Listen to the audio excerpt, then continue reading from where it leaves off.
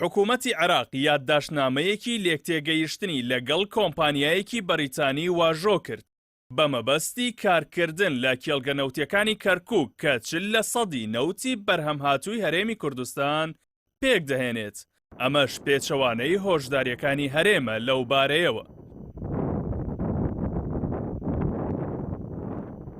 بەپێی زانیاریەکان مەبەست لەو یادداشتنامەیە کە لەلایەن سەرۆکوەزیرانی عێراق و کۆمپانیای بریتیش پترۆلیۆمی بەریتانیەوە واژۆ کراوە.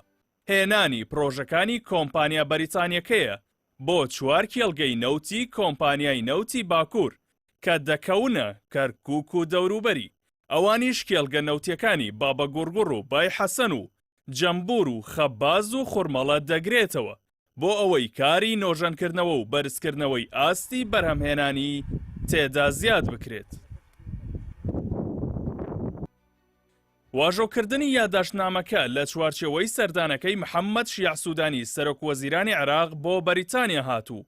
چەند ڕۆژێک لەمەو پێشیش وەزارەتی سامانە سروشتیەکانی حکوومەتی ماوە بەسەرچووی هەرێم ئەنجامدانی ڕێککەوتنی نەوت و غازی لە کێڵگە نەوتیەکانی کەرکووک بە پێشێلکردنی مادەی 140 دەستور ناوهێنا بوو.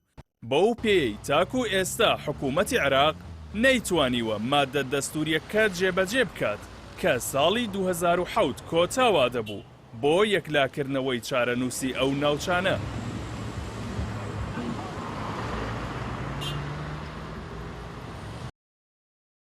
سامانە سروشتیەکانی هەرێم ڕایگەیاندووە بە پێی مادەکانی 110 112 و 115 دەستوری عێراق دەبێت کێڵگە نەوتیە کۆنەکان بە هاوبەشی لە نێوان هەردوو حکوومەت و کێڵگە نەوتیە تازە دۆزراوەکانیش بەڕەهایی لەلایەن حکوومەتی هەرێمی کوردستانەوە بەڕێوە ببرێن.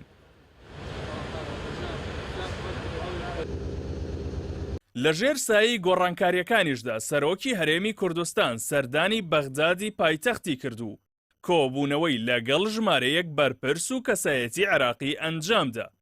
هادی عامری سەرۆکی ڕێکخراوی بەدر لایەنێکی نێو هاوپەیمانی بەڕێوەبردنی دەوڵەت کە لەگەڵ سەرۆکی هەرێم کۆبووتەوە. دواتر لە لێدوانێکیدا بۆ میدیاکان جەختی لەوە کردەوە کە نەوتی کەرکووک مۆڵکی حکوومەتی عێراقە و بە پێی بودجەی ساڵی 2023 هەرێمی کوردستان دەبێت ڕۆژانە 400,000 بەرمیل لە ڕێی سۆمۆوە هەناردە بکات و داهاتەکەی بگەڕێنێتەوە بۆ عێراق.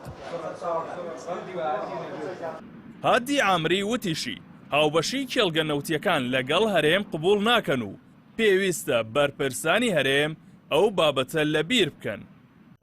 تا دێت ئاڵۆزیەکانی نێوان حکوومەتەکانی هەرێم و فیدراڵ بەرەو قۆڵبوونەوەی زیاتر دەچن و وەزارەتی سامانە سروشتیەکانیش ڕایگەیاندووە هەموو ڕێکارێکی جیاواز دژی هەنگاوەکەی حکوومەتی عێراق دەگرێتە بەرو. لە کۆتا کۆبوونەوەی ئەنجومەنی وەزیرانی ماوە بەسەرچوویشدا لەگەڵ نوێنەرانی یەکێتی و پارتی لە حکوومەت و ئەنجومەنی نوێنەرانی عێراق هۆشداری بەرانبەر مامەڵەی عێراقدا بوو. کێشەکانی نێوان هەرێم و بەغداد لە ماوەی ساڵی ڕابردوودا خۆی لە موچە و بودجەدا دەبینیەوە و تا ئێستاش دەسەڵاتدارانی هەرێم ملیان نەداوە بۆ چارەسەری ئەو کێشەیە کە خۆی لە تەوتینی موچەدا دەبینێتەوە. ئێستاش بە دەرهێنانی دۆسیەی نەوت و گرێبەستە نەوتیەکان و بەرهەمهێنانی لە دەستی دەسەڵاتدارانی هەرێم کە ساڵانێکە بە ددان گرتوویانە هێندەی تر کێشەکان قوڵ دەبنەوە و پێ ناچێت هەرێم لە ڕووی یاسایی و سەربازیەوە هیچ چارەسەرێکی بەدەستەوە بێت جگەل لە بژاردەی ڕێکەوتن و ڕادەستکردنی دۆسیەی نەوت بە بەغداد. جماعة خلاص تمام